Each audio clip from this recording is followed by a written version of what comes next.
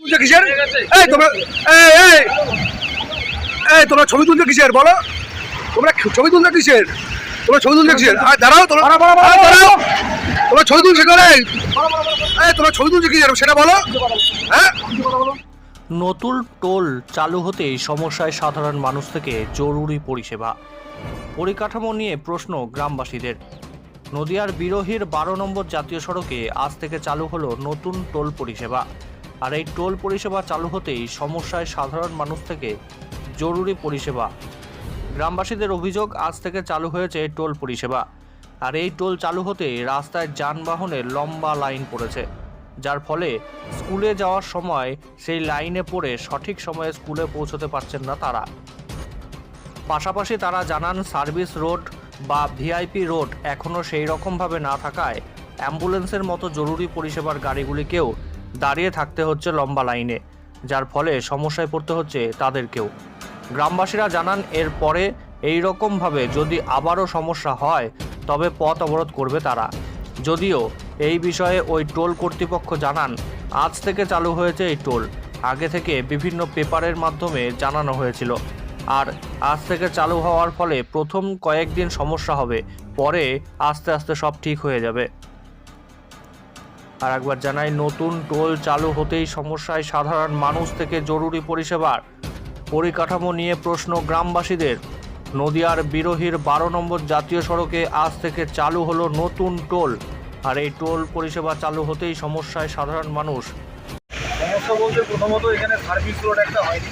হ্যাঁ, বিজুলি গ্রাম পঞ্চায়েতের যত মানুষ আছে এরা এই সার্ভিস রোডের জন্য না ব্যাংক, না স্কুল, না হসপিটাল কোনো জায়গায় যেতে পারে না। এদের লাইন ক্রস করে পরে যেতে হয় জীবন হাতে নিয়ে।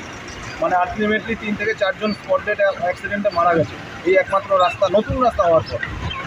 বর্তমানে এরা যে টোলটা চালু করেছে, টোল পরিকাঠামো যা পরিস্থিতি, তাতে আমি বাইক নিয়ে মেয়েকে স্কুলে দিতে গেছিলাম। আমি নর্মাল যেই টাইমে যাই 9টা সাড়ে 9টার মধ্যে 10টা 10 স্কুলে ঢুকতে হয়, 10টা 40-এ বন্ধ করে 15 মিনিট আগে বেরোয়। আজকে আমি স্কুলে পৌঁছতে পারলাম না এদের পেছনে আটকে থাকার জন্য। বাইক নিয়ে 4 চাকা নিলে কী হতো জানি না, বাইক নিয়ে আমি স্কুলে পৌঁছতে পারলাম না। তারপরে এদের যে টোলের পরিষেবা, একটা অ্যাম্বুলেন্স গাড়ি এই যে রাস্তার মধ্যে থেকে যাচ্ছে, দেখেন অ্যাম্বুলেন্স যাওয়ার মতো পরিস্থিতি। এটা কোথাকার টোল? এটা বিরুহিতে হাই স্কুলে যে ফ্লিপকার্টের সামনে নতুন টোল হয়েছে, আজকে চালু হয়েছে। না পরিকাঠামো না কিছু আছে, এরা টোল চালু করে দিয়েছে। আপনারা কি চাইবেন? আমরা চাই পরিকাঠামো হোক, সার্ভিস রোডটা হোক, মানুষ পরিষেবা পাক, আর কিছুই না। কিন্তু পরিষেবার নামে যদি এরকম প্রহসন চলে, মানুষের মানে যাতায়াতের অসুবিধা হয়, যেরকম আমি আমার মেয়েকে টাইমে স্কুলে যেতে পারলাম না, স্কুলটা কামাই হলো একমাত্র এদের জন্য।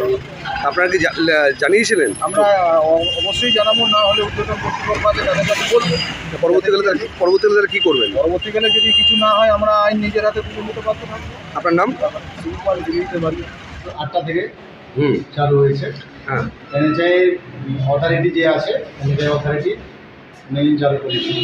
এটা কি আগে থেকে জানানো হয়েছিল যে আজকে চালু হবে? মানে পেপারে অ্যাডভার্টাইজমেন্ট দিয়েছেন, সব বলেছেন, বলে তারপরে চালু করেছে।